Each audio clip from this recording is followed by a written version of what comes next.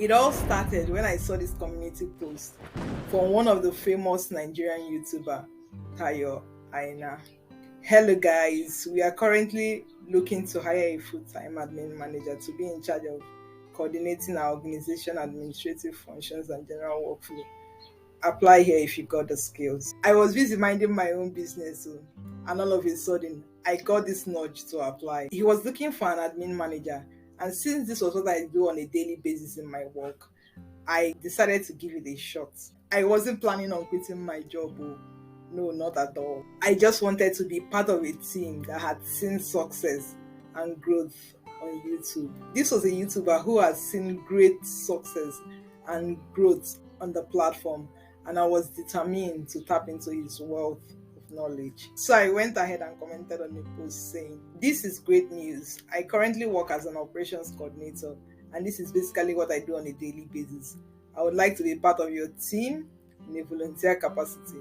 Thank you, Tayo." In all sincerity, I was willing to give that time just to get that connection I greatly needed. On a second thought, I decided to take it to the next level. I went ahead and filled out the application form, stating my interest to be part of his team in a volunteer capacity. As I entered my details, I hoped and prayed that I should be given the opportunity to be part of a great team that has seen success on YouTube. At least I was also excited that this person was actually from my own country.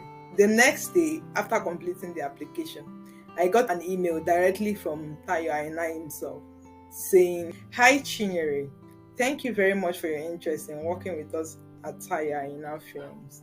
We have received the applications for our full-time admin manager position.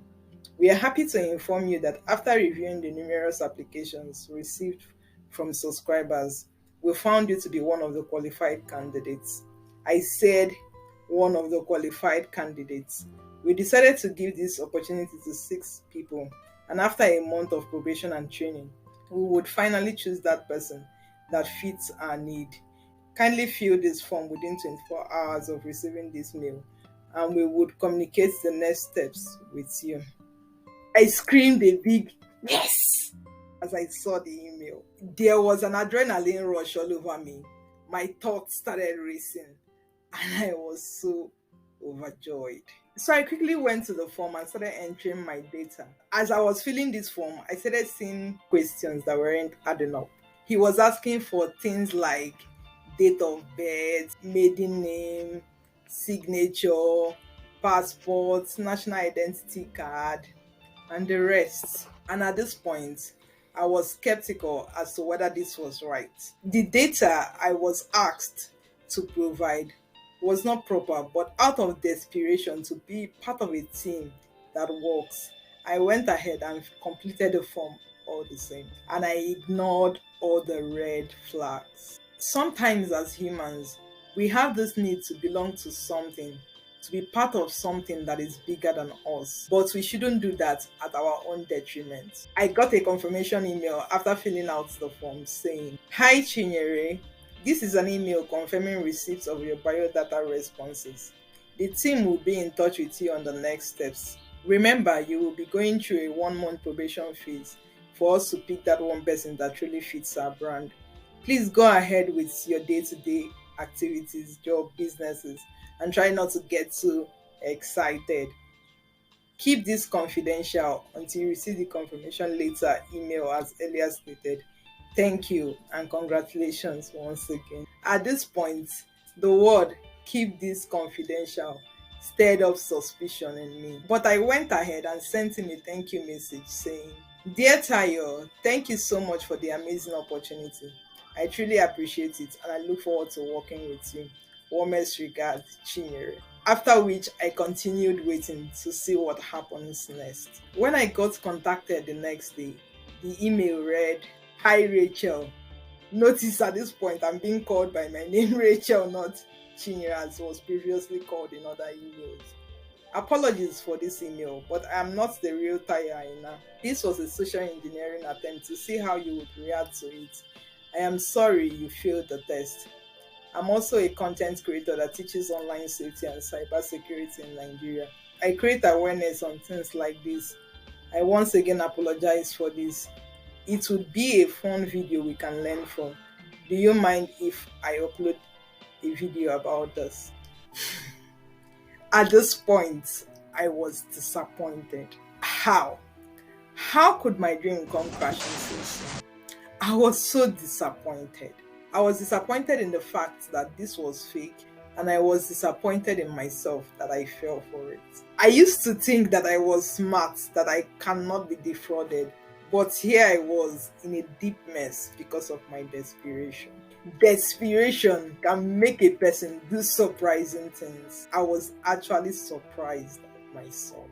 But it is wisdom not to do desperate things. So I quickly asked him if we could talk over Zoom. I was curious to find out more. I wanted answers. So I asked him on Zoom. Yeah, I must say you're very impressive. You got me on that. I have some questions to ask you first. What can you do with those informations I provided you? Those information can be used to do a lot of things, which when I do the video, I plan to let people know. But for example, someone could use those information to register on a loan application.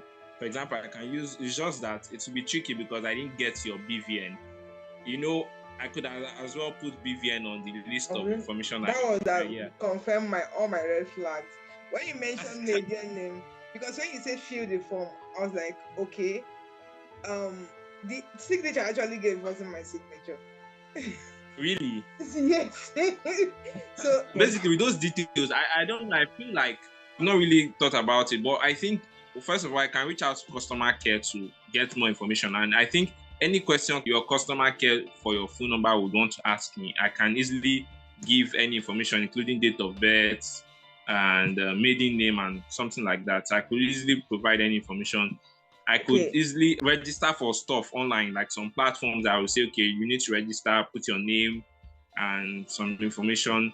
And I could also use it to social engineer. For example, if I need to, I don't know how to put it, but there are some, if I needed to reach out to you or try to send you some sort of phishing mail or something else, with the information I have of you, I know, okay, this is your phone number, maybe this is your name. I don't know, but I've not really thought much about it. But I know with those information, there are lots of things you can do.